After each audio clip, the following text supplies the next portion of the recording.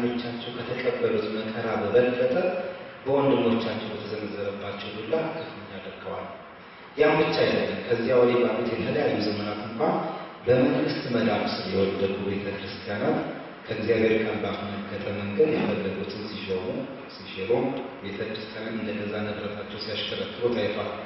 ከዚህ ድርጊታቸው የተነሳ አንዳንድ አብያተ ክርስቲያናት በስመ ክርስቶስ ከመጠራት ይልቅ ቤተ መንግስት ተሰኝተው መስገድ እስኪስማማቸው ድረስ ማንነታቸው በፖለቲካ መስመር ውስጥ ከስሞ ጠፍቷል። ከዚህ የተነሳ መለኮታዊ ፍቅርና የጠራ ደቀ መዝሙር የተሰኙት የክርስትና አንኳር እሴቶች በእነዚህ ዘመናት ሁሉ ድል ነስተው ሊወጧቸው 432 ቤተክርስቲያን በቄሳር መንበር የሮም አፄያዊ ግዛት ሲዳከም የመንግስቱን የስልጣን ክፍተት ያስተዋለችው ቤተክርስቲያን የፈላጭ ቆራጭነት ስፍራውን ደረበች። በዚህም ክርስትና የመንግስት ሃይማኖት ከመሆን ባለፈ ቤተክርስቲያን ራሷ የመንግስቱን በትር በእጇ አስገባች። ምንም እንኳን በዚህ ጉዳይ ላይ የተለያዩ አስተያየቶች የሚቀርቡ ቢሆንም ቤተክርስቲያን በወቅቱ ባላት የላቀ ስልጣን በመጠቀም የተለያዩ ነገስታትን በማነሳሳትና በማስገደድ በርካታ ጥፋቶችን አደርሳለች። የሰላም ጦርነት አሰኝታ ላካሄደችው እጅጉን መቀስቀሻነትን ጽኑ የሆነውን ሰማያዊ እውነት እስከ ማራከስ ድረስ ዘልቃ ሄዳለች።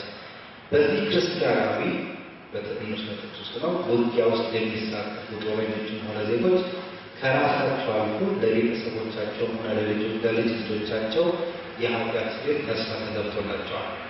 በክርስቶስ ቤተክርስቲያን ላይ ጽልመታዊ ጥላን ያሳረፈውና የመስቀሉን ስራ በሰይፍ የለወጠው አቋም በርካታ ይሁዳውያን የክርስትና እምነት ለመንቀፍና ለማጉደል የሚመዙት አንገት አስደፊ ተግባር ሆኖ እንደተወሰደ ይኖራል። አንድ የታሪክ ጸሐፊ እንደሚለው ክርስትና እያደገ አሁንም በትምህርት ጥቅስ እድገት ሲመጣና ቤተክርስቲያን የፈላጭ ቆራጭነቱን መንገድ ስትረከብ በአይሁዳውያን ያዘነበችውን መከራ በቃላት መግለጽ ያስቸግራል። በቤተ ክርስቲያን ትእዛዝ መብታቸውን ተነጥቀዋል። ሕጋዊ ሽፋን የተሰጠው በደል ተፈጽሞባቸዋል። በተለይም ቤተ ክርስቲያን የቄሳርን በትር ማንሳት በቻለችባቸው ዘመናት ሁሉ ተከታታይ ውርደትን ቀምሰዋል። ጅምላ ግድያ ተፈጽሞባቸዋል። የሮም ቤተ ክርስቲያን ሙሉ ድጋፍ በቸረችውና የመስቀል ጦርነት ባሰኘችው እልቂት ማግስት ባሉት ተከታታይ ዓመታት በርካቶች ፈረንሳይ ለቀው እንዲወጡ ተደርገዋል። በፍቃድ ሳይሆን በሰይፍ ጉልበት ክርስትና እንዲቀበሉ ተገደዋል። አሻፈረኝ ያሉትና በእምነታቸው የጸኑቱ ከምድረ ሲኦል ተገፍትረዋል። ያም ብቻ አይደለም። በህብረተሰቡ መካከል ሲመላለሱ በሌላውያን ውስጥ ፈጥኖ ይገቡ ዘንድ የተለየ ልብስ እንዲያደርጉ ተገደዋል። ከነዋሪው መካከል ተገንደው እንዲኖሩና የተለየ ስፍራ ጌጦ እንዲገቡ ተደርገዋል። ጌጦ ውጭ ላፈረ ማለት ነው። ፈላጭ ቆራጭ ቤተክርስቲያን በአይሁዳውያን ያደረሰችው አስከፊ በደልና ሰብአዊ ውርደት እየተስፋፋና ስር እየሰደደ በመምጣት እስከ ሀያኛው ክፍለ ዘመን የዘለቀ ሲሆን በተለይ በ1772 በራሻ ቤተክርስቲያን አማካኝነት ከደረሰባቸው እልቂት ያመለጡና ወደ 2 ሚሊዮን የሚጠጉ አይሁድ ተወላጆች ወደ አሜሪካ ተሰደዋል። ከዚያ ወዲህ የሚሆን ቤተክርስቲያን በህዝብ ውስጥ አዝልቃ ከረጨችው የጥላቻ መርዝ የተነሳ በሰለጠነው አውሮፓ ሳይቀር አይሁድ ጠል ማህበረሰብ ጎልቶ በመውጣት ወደ 6 ሚሊዮን የሚጠጉ አይሁዳውያን በናዚዎች እጅ አልቀዋል። በተለይ የአውሮፓ ሊትሬቸሮች ለዚህ ተካተው ነበር። የሼክስፒር የቬኒሱ ነጋዴ በአይሁዳውያን የጥላቻ የዘራው መጽሐፍ ነበር። እንደገና በራሽያ የነበረው ኒኮላስ ጎበል የሚባል መጽሐፍ በአይሁዳውያን ይሄ ከቤተክርስቲያን ጋር ተያይዞ መጣ። ቤተክርስቲያን የመንግስትን ከለላ ሆነ የመንግስትን ስልጣን በጨበጠች ጊዜ ተልእኮዋን ትዘነጋለች። ደቀ መዝሙራዊ ሕይወቷን ታፍላ እሴትና መለኮታዊ ፍልስፍናን በሚያጠለሽ ኃይላት ትወድቃለች። በእነዚህ ኃይላት የወደቀችው ቤተክርስቲያንም ተቋሟን ለማስጠበቅ ምድራዊ ነገስታትን እንኳ ያልፈጸሙትን በማድረግ በደል ከማድረግ ወደኋላ አላለችም። ሌላው ቢቀር በቤተክርስቲያን አማካኝነት በተለያዩ ስፍራዎች በተቋቋሙ መንፈሳዊ ፍርድ መስጫና የማሰቃያ ጣቢያዎች አማካኝነት አስከፊ ሰቆቃ እንዲቀበሉ የተደረጉ በዚህ ሕይወታቸውን ያጡ ወንድሞችና እህቶችን ብቻ ማሰብ የሁኔታውን አስከፊነት ያመለክታል። ብዙዎቻችሁ ስለ ኢንኩዊዚሽን መጣፈት ምናልባት ቶርች ከዛ ሰፊ ወስደው ይገባሉ። እንዲህ አይነት መንፈሳዊነትን የገፋ ስልጣን በዚያም ዘመን ብቻ ሳይሆን በአንግሊካን በተሐድሶዋን እንዲሁም በሀገራችን ቤተክርስቲያን ውስጥ ተከስቶ እንደነበር ታሪክ የሚነግረን ሀቅ ነው። ይሄ ብዙ መካከል ሉትራን ባናባቲስቶች ላይ የተመሰረተ ነገሮች አሉ። ሌሎች አንዳንድ ጊዜ ሜን ላይ ስንሆን ማርጂናላይዝ የሆኑት እንትን ይጎዳል። ስልጣን ያመግዛል፣ ፍጹም ስልጣን ፍጹም ያመግዛል እንደሚባለው እንዲህ አይነቱ መንፈሳዊነት የገፋ ስልጣን በዚያ ዘመን ብቻ ሳይሆን በአንግሊካን በታድሷ እንዲሁም በሀገራችን ቤተክርስቲያን ውስጥ ተከስቶ እንደነበር ታሪክ የሚነግረን ሀቅ ነው። ግዙፉና ዓለም ከቶ እንዲያሸንፍ የማይችለውን የክርስትና መንገድ በመደምሰስና ደቀ መዝሙር የሆነውን የአገር አቅጣጫ በማስቀየር ረገድ ፖለቲካዊ ስልጣን ያለው ጫና በኋላ ሊታይ የሚገባው አይደለም።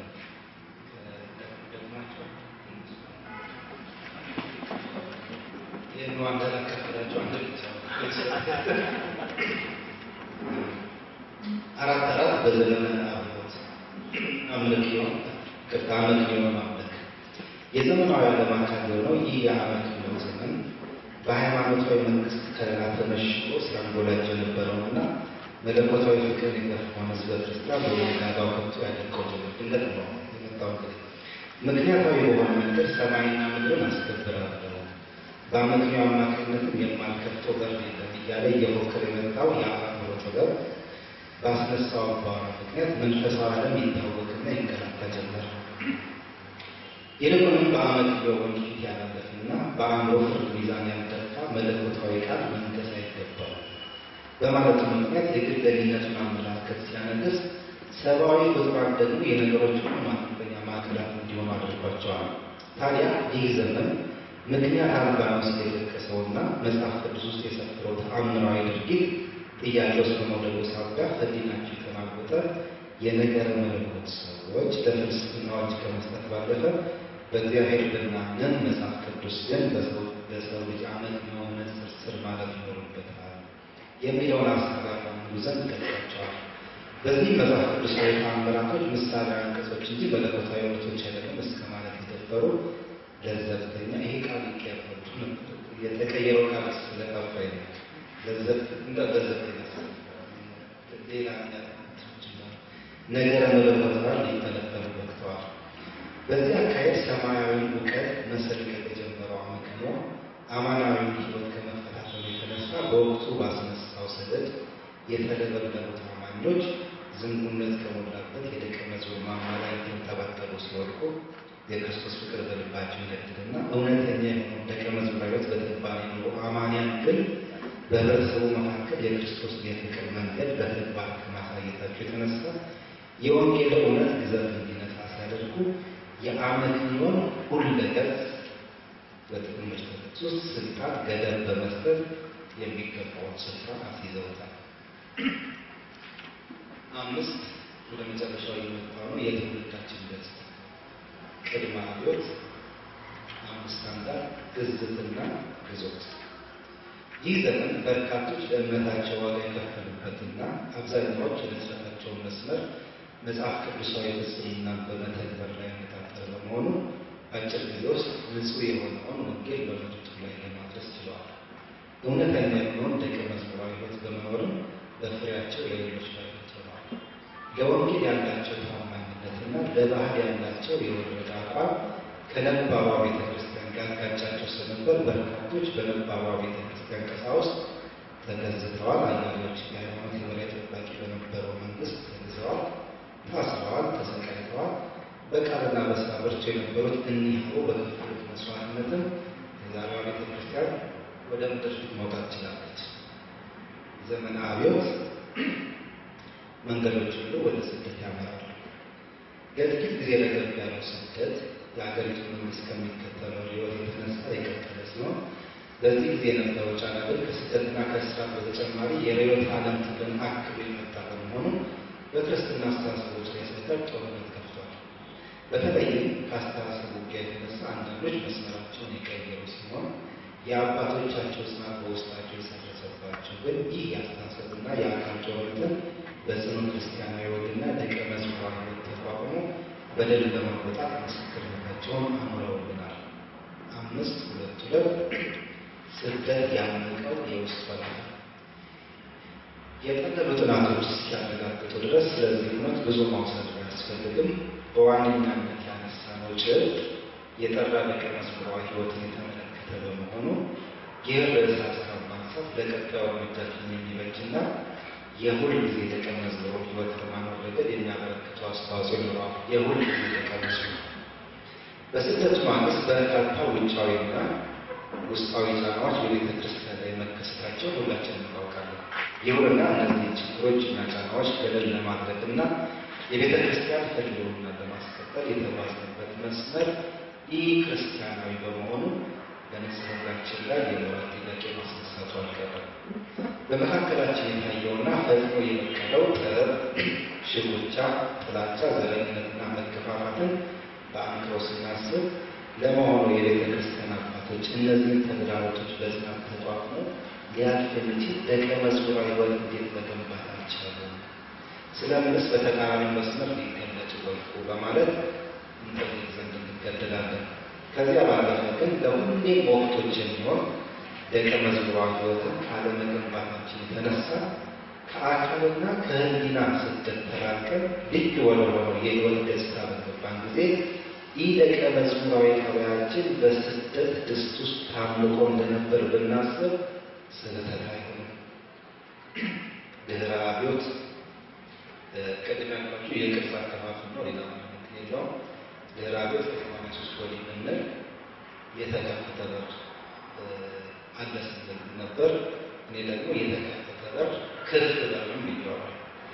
ወቅቱ አገር አቀፍ ብቻ ሳይሆን ዓለም አቀፍ ክስተቶች ጭምር ልዩ ልዩ ጫናዎችን በአገርም ሆነ በቤተ ክርስቲያን ላይ የዘረገፉበት ዘመን እንደነበር ሁላችንም የምናውቀው ነውና ብዙ ማብራሪያ የሚያስፈልገው አይመስለኝም። ከነበርንበት አውድ ፈጽሞ ወደ ተለየ የሕይወት ገጽታ በመድረቃችን ለየትኛው አስተሳሰብ በር መክፈት፣ የትኛው ላይ በራችንን መጠርቀም፣ ደግሞ የትኛውን አርቆ ለቤተ ክርስቲያን ስራ ማመቻቸት እንደሚገባ ቆም ብሎ የማሰብ ወይም እንደ ልማዳችን አፍቃሪ የሆነ አምላክ ዘንድ የመዳረሻችን አቅጣጫና የማጥሪያችን መስመር ጠይቆ ለመርዳት የተደረግነው በእርሱ ፍለጋ አልነበረም። አብደ የምንም ሊኖች አጥብቀን ልናስገባቸው የሚገቡና በራችን ልንከፍትላቸው የሚያሻቸው አመለካከቶችን በየፈርጁ ላይ ካለማኖራችን የተነሳ መድረኮቻችንና ከስደት የወጣችውን የክርስቶስን ቤተ ክርስቲያን አጥር እንደሌለው ግቢ የተላላፊዎች መፈንጫ ገብቶ እንዳገናታል። በዚህም ያለ ከልካይ ምሽጋችንን እየደረመሱ የመጡት መርዶች ወይ ክብደታቸው ከምንችለው በላይ ሆኖብን አሊያም እነርሱ ልንመክት የሚያስችል ደቀ መዝሙራዊ ሕይወት ባለማበልጸጋችን ማንነታችንን ጨፍልቀውብን ሰለባቸው ሊያደርጉን በቅተዋል። በወቅቱ